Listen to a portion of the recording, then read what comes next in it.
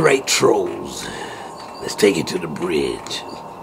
One of the most difficult, one of the most conflicted artist label relationships in the history of recorded music. They've gone back and forth against each other in the courts for decades, and essentially Armin Baladian contends that he owns the rights to the compositions and the recordings of a slew of Funkadelic records from the 70s and early 80s, and George Clinton, on the other hand, says actually there was that's not quite right. Many key documents were forged, and the courts have agreed and have handed back to Mr. Clinton many of those recordings and the rights to them. So in the meantime, Armin Baladian had sued hundreds of musicians for hundreds of different songs in which they sampled George Clinton compositions, and in many of those cases, it turns out, he didn't have those rights and didn't have a leg to stand on, or shouldn't have, in a court of law.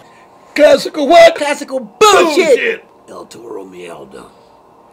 El Toro Mierda. Spanish for bullshit! He don't know how somebody could do such a thing. When Terminator X sampled from Body Language, $3 million. $3 million? That's what they sued him for.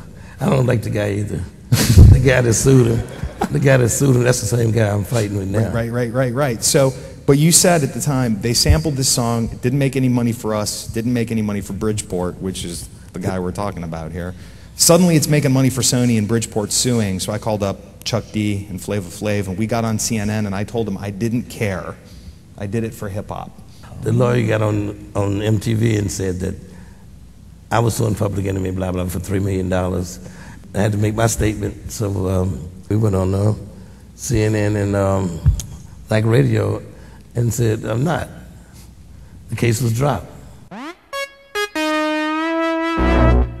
There winds up being these weird, sort of perverse incentives to let people infringe and then sue them instead of working out a license, and that happens far too often as well. You want peace, I want peace, they want peace, and the kids need